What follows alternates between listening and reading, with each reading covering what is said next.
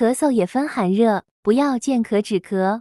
大家好，我是中医全科主任医师曹桂琴。冬季来了，除了要注意添加衣物以外，更需要重视的是防止病邪的侵袭。随着寒流的来袭，也带来了大面积的感冒、咳嗽等症状。为什么这个时节是感冒咳嗽的高发期呢？今天我们就来探讨一下。中医常讲肺胃焦胀、喜润恶燥，经常容易受到寒热病气的影响，难以伺候。温邪上受，首先犯肺。不只是温邪，外感病邪侵袭，首先遭殃的就是人体的肺脏。如今气候变化较大，也是感冒咳嗽的一个重要因素。咳嗽既是一个症状，也是临床常见的疾病。在感冒初期出现咳嗽这种情况，大多数的人都会采取药物进行治疗，例如服用一些止咳化痰的药物，或者是采取雾化的方式进行治疗。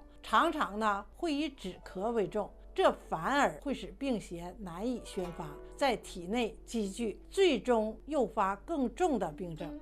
咳嗽呢，其实也算是身体的一种排异反应，有利于自身的健康。在不了解病情的情况下，不要见咳止咳，错误用药反而会伤及体内的正气，导致肺气不畅。由此可见，辨别咳嗽很重要。咳嗽的主要病位在于肺，肺主宣发肃降，但总体来说，肺气以下降为主，以降为顺。咳嗽是肺气上逆所致，其中最常见的病因主要有2个。第一是寒咳，寒咳也被叫做风寒咳嗽，主要表现是咳嗽合并寒症的症状，病程一般较长。咳嗽的特点呢是痰多色白，伴有胸闷气喘，同时呢还具有形寒肢冷、畏寒喜暖等症状。特点是声重、气急、喉痒、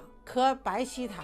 除此之外呢，还常伴有鼻塞、流鼻涕、头痛、肢体酸痛、恶寒发热、舌苔薄白、脉浮或浮紧等临床表现。在中医治疗中，采用疏风散寒、宣肺止咳的治疗方法。第二是热咳，热咳呢是由于风热犯肺引起的咳嗽，又根据病邪的表里的不同，分为风热咳嗽和痰热咳嗽。风热咳嗽的主要表现是咳嗽合并风热表症的症状，病程一般比较短。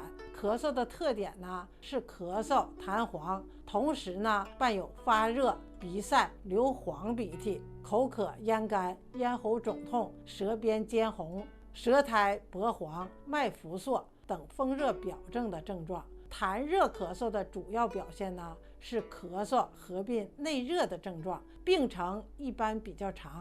咳嗽的特点呢是痰多色黄、粘稠、气喘喜出，或咳声嘶哑、喉燥、咽痛、咳痰不爽、痰粘稠或色黄，同时呢还有发热口渴、小便短赤、大便秘结等内热症的症状。此外呢还常常的伴有鼻流黄涕、口渴、头痛、恶风、身热、舌红、苔薄黄、脉浮硕或浮滑等临床表现。临床上以疏风清热、宣肺止咳为主要治疗原则。无论是风寒吸肺咳嗽还是风热犯肺咳嗽，在日常生活中呢都应以清淡饮食为主，平时要多饮水，少吃肥甘厚味或辛辣刺激性食物，要戒烟酒。平时还可适当的进行体育锻炼，以增强体质。